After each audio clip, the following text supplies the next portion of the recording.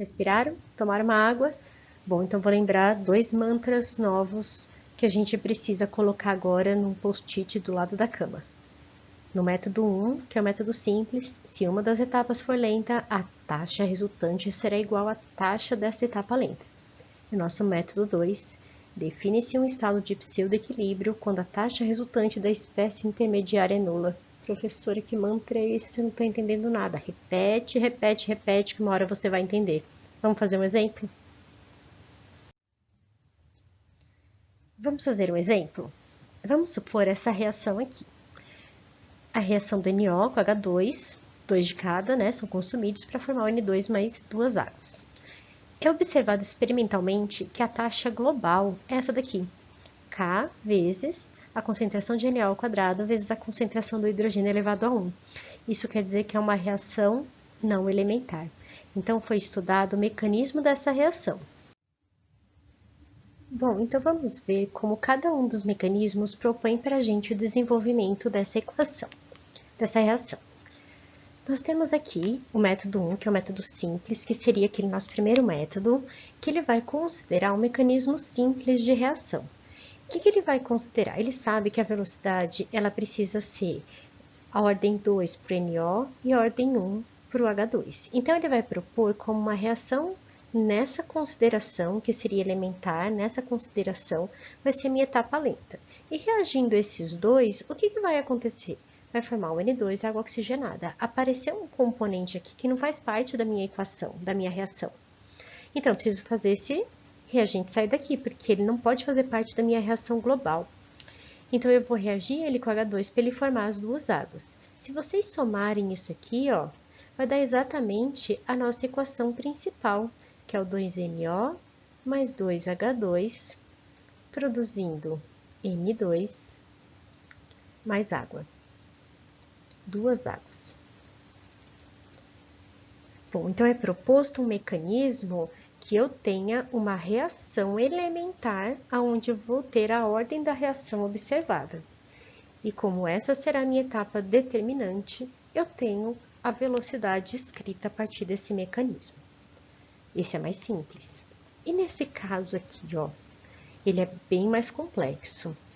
Se vocês somarem essa equação, a gente vai cortar esse com esse com esse, a gente vai ter 2NO mais 2H2, mais o N2 mais duas águas. Vai ser exatamente a equação principal. Não vou escrever aqui para não poluir, que eu vou escrever um monte de coisa aqui.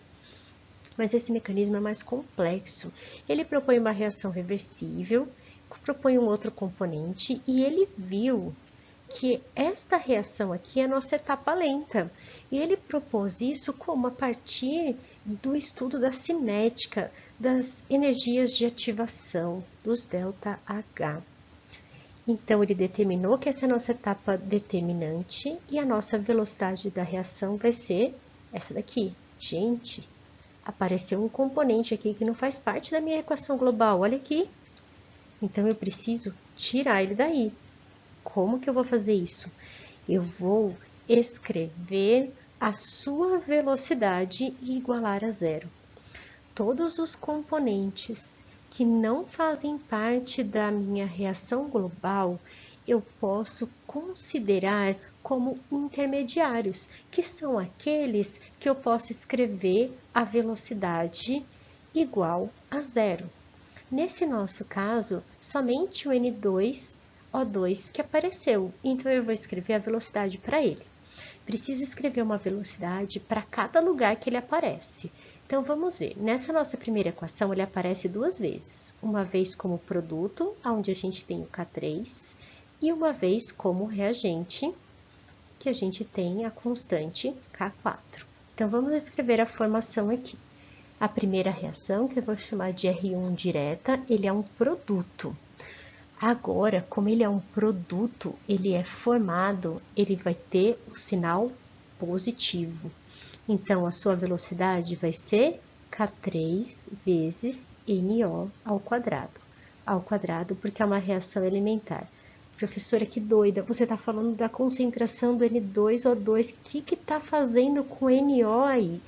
Olha aqui a reação, é o NO formando o N2O2.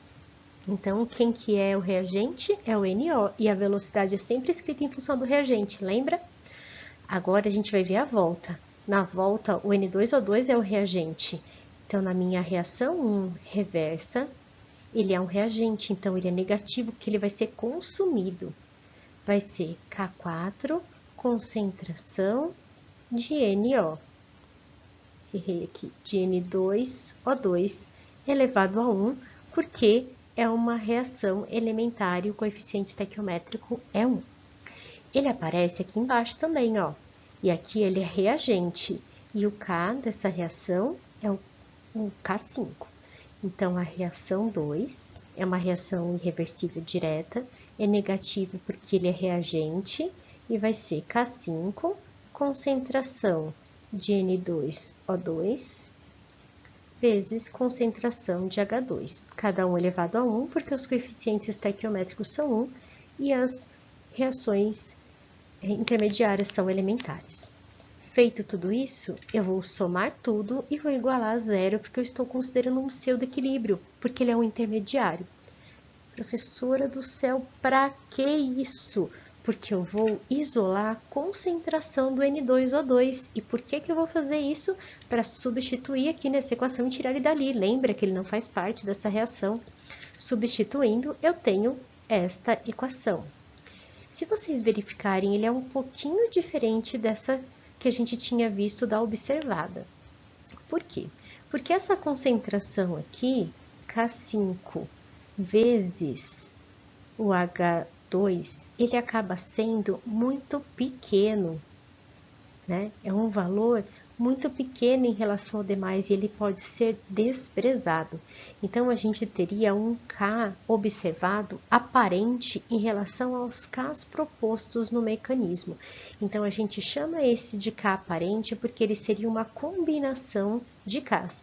Professor, eu sempre vou poder fazer isso? Não, não vai ser sempre, vai ter algumas vezes que não. Como é que eu vou saber? Depende de cada caso. Se você for prestar um ENAD, um concurso, normalmente você vai ter um indicativo do que fazer. E isso vai ficar claro quando a gente for estudar o modelo clássico cinético, que eu vou gravar no próximo vídeo, que esse já ficou grande, tá bom?